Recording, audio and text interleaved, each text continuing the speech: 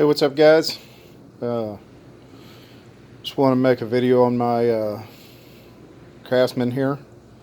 I do have some other videos I've made on this particular machine, and if you happen to have watched those videos, then you'll be able to tell the differences on this mower, uh, the differences or the changes that I've made. Some of them are subtle, some of them aren't. Some of them are pretty obvious and pretty big. Probably one of the biggest changes y'all notice right now is the gray seat. We'll talk about that here in just a minute. Also, might not be so obvious, but did a headlight delete. That part right there is supposed to be the headlight lens, and you see it's now black as soon as my camera focuses. So did a headlight delete, but that was because of another big change that was done on this mower. So the way the story goes, I didn't get this. I did not get this mower for free. I ended up having to tear a lady's fence down to get this mower. But so you guys know that most generally something like that, it's going to be a project. And this mower, this particular machine here, is actually the one I cut my teeth on, and I mean, I'd tinkered with stuff before, but I really got familiar with mowers and small engine stuff working on this particular mower right here. And so just wanted to make a video. What it is this mower had two different engines put in it before I got it. The original motor, and then the original motor had issues. The lady that I got this from had bought it from Sears, and the original motor that was in it had issues while it was still under warranty. So Sears came out and put another motor in it, and then when I got the machine, that motor that they put in it was having issues. And then it's had 4 different engines put in it since then, and so that kind of gives you a hint or clue as to what I'm going to be talking about today, because anybody knows, first off, let me just say that this mower here is, when you put so much of yourself into something, you just can't get rid of it. And this machine here is definitely that. Not only is it that I could never get rid of it because I've put so much of myself in it, but it's a safety hazard. None of the safety stuff works on this. I've rewired the mower, and especially now with the changes I made, it scared me at first, and so yeah, I just couldn't. I couldn't let anybody else. I mean, I couldn't sell this mower off and feel good about it or have a clear conscience, just because it has none of the safety stuff on it. But what it is when it's your personal project, and I believe any car guy or any mechanic that has a personal project, they're never really done with the project. And so the iteration before this, or the addition, or whatever you want to call it, of this mower before what you see right now, had that 20 horse Briggs & Stratton Intech in it. Come on, clear up, there you go. And what's funny is there's nothing wrong with that engine. It's sitting over there and just collecting dust, but I put it on something, it'll start right up. But good strong motor, probably the best motor I had in that mower up until today. And but when when the opportunity arises, you kind of got to strike when the iron is hot. So what I'm talking about is what it is, or what I was trying to accomplish was to the manual deck engagement, or PTO, whatever you want to call it, is real bad about sticking. And the way that they designed it on there, you know, and don't get me wrong, it's not that hard to get to, but you spray some oil on it or grease or something, and because there's some like friction going on there. But if you don't, or if it gets, let's say you grease it or whatever, but you go through a lot of dirt or something and it gets in there, well, it starts to stick again. And the deck doesn't really like to disengage. And my thing is like there's a gravel road or even the paved road out there. When I pull out there on the paved road, I like to shut the deck off so I'm not throwing rocks and stuff at people's cars or houses or whatever. And so I would disengage the deck and then have to wait for it to actually disengage. and it kind of got to be a pain in the you-know-what. And I was trying to figure out a way to fix that problem. And not just be a cheap or temporary fix, but I mean actually fix the problem. So as I began to research and figure out a way I could fix that issue with the deck disengage, there was only two clear fixes for it, and that is, number one was get rid of the mower and get another one. But again, I've got this machine. I've had this machine so long, and I've put so much of myself into this that I can't do that. I can't bring myself to get rid of this machine. So that option was out. So the number two option that I came up with for the deck disengage was an electric PTO. And so I started researching electric PTO, and began to ask questions and such. And from what I could tell, it wasn't that hard to change it over. The hardest part being the electrical, and but also there would also be the expense of it all. Or when you're working with a budget, you try to keep things as cost effective as possible. And so to combat this problem and also keep the price down. But the biggest thing is because of an electric PTO, then you have to upgrade the electrical system to power that PTO. And so I began to research it and figure out all that I could and what I needed to do and what have you. And so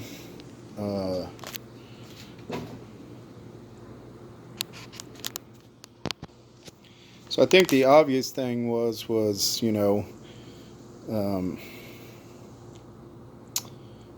just to figure it out and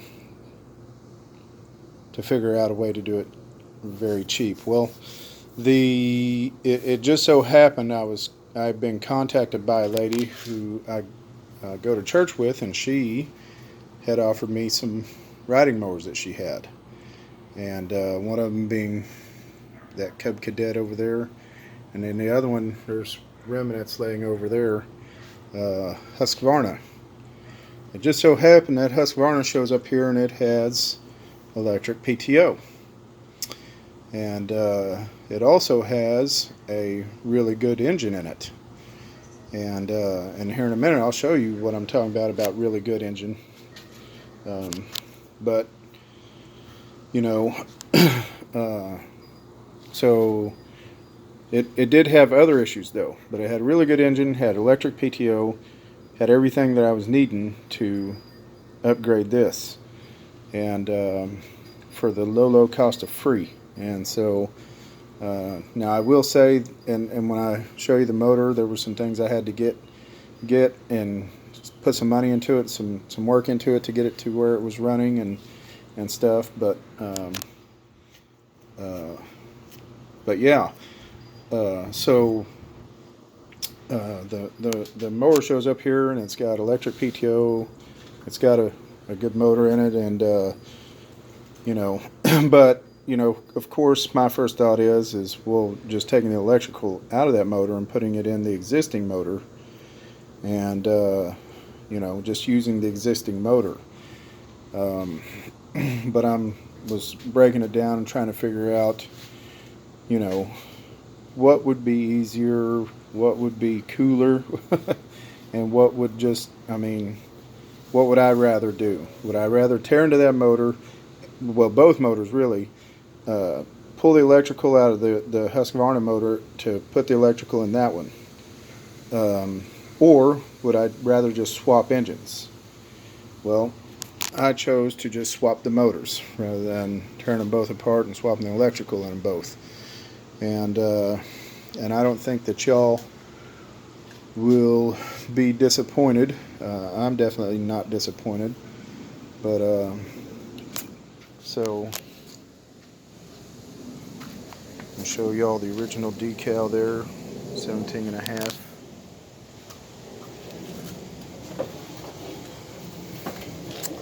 As compared to what it has in it now. 24 horse, 2-cylinder, cast iron sleeved Briggs & Stratton. So automatically, because the 20 horse Intech over there did not have cast iron sleeves,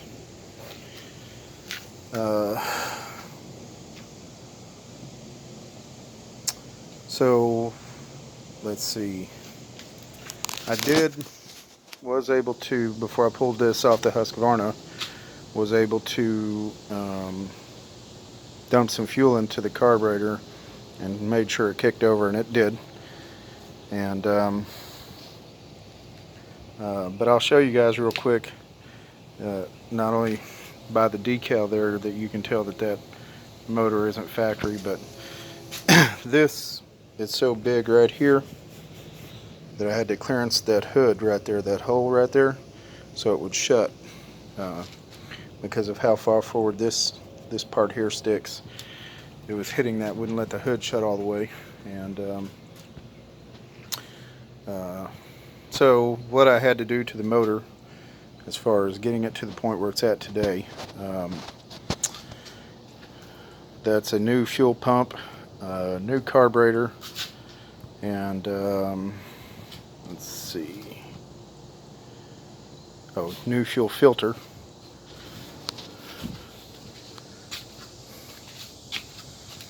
and my good old trusty ST3614 oil change.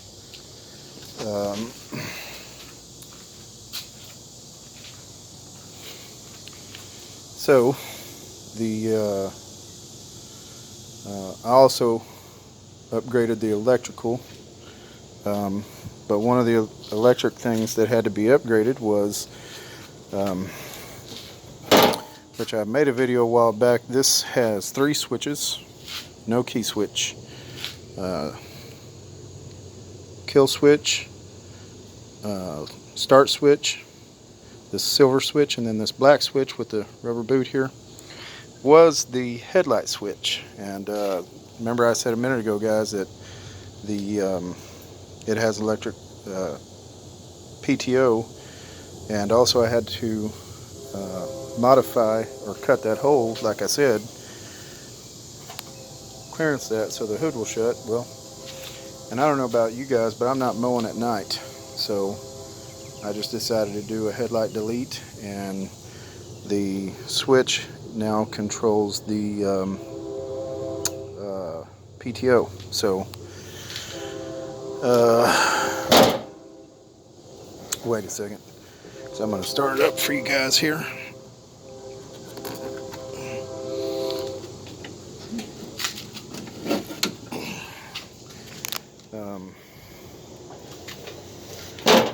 So Uh, oh, also the throttle cables are much longer. The throttle, well, one of the things also, the throttle and choke is all one cable. This is not. It has one cable operating the choke and one cable operating the throttle. Thankfully, my Craftsman had a little blank hole right here, so now I've got the choke, and then this is the Husqvarna throttle, and I swapped it over because the carburetor on the 20 horse is right here, whereas the carburetor on this is up in the front, so I needed a longer throttle cable.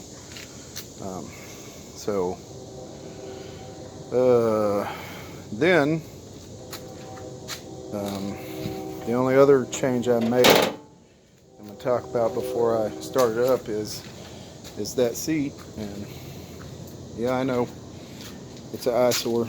It doesn't go with anything else on here. It's not. The machine is green and black and got some dirty white down here on the bottom, and that seat is gray. It doesn't go with anything, but what it is, I needed a new seat, and I'd actually pulled the Husqvarna seat off, and hold on a second. I'd actually put the Husqvarna seat on there, guys, and this is it here. But you'll see padding's missing from it, and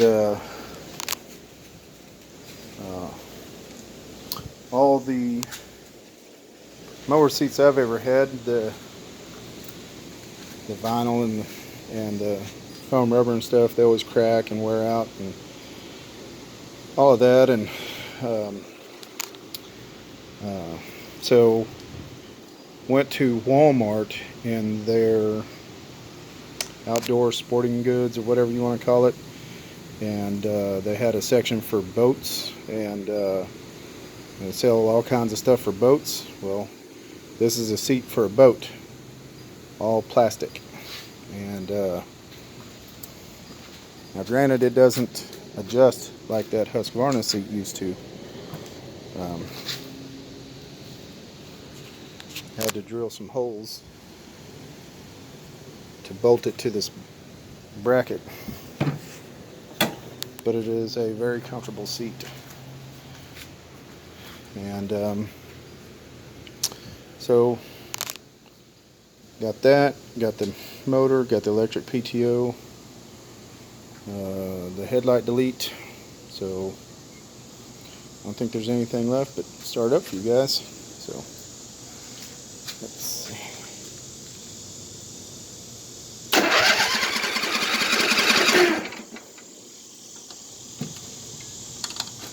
Choke it. Oh.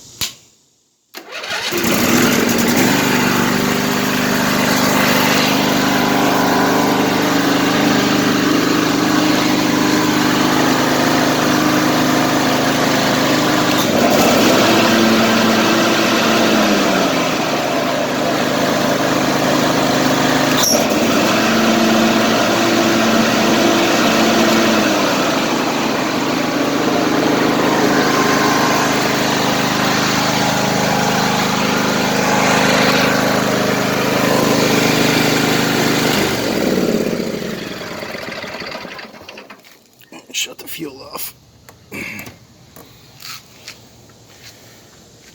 Alright, so there you go, guys. Hope you enjoyed the video, and now I will say that, again, talking about how scary this thing is, it was already, with that motor in it, single cylinder 20 horse, 6 gear, full throttle, dump the clutch, it would pull the front end up off the ground. This one here, I don't even use it full throttle when I'm mowing or whatever. But my son decided to get on it right after I was done, or not done, but I was right after I was just got the motor in it and was testing it, and he got on it and was probably the tallest and the farthest wheelie pulled up those front tires up off the ground and rode it on the 2 back tires the farthest that this thing's ever been ridden. And so it's scary, again, with no safeties or whatever, and if I'm not careful, I will it will pull it up on off the ground even when I'm at half throttle sometimes. And so what I do is I throttle down, I get it into gear, let out, and then throttle up, because if I don't do that process, it will, like I said, pull the front wheels up off the ground. And then not all of that, but where I have this stored at, I've got some low-hanging sheet metal, and just sliced my face one day. I about sliced my face because I wasn't paying attention, thought this thing was out of gear, and popped that clutch and boom, about went into that thing. So yeah, guys, it's scary, it's fun, but again, it's something I could never get rid of. You know, it's just always going to be my mower. So just thought I'd share it with you guys, and God bless, and y'all take care. All right.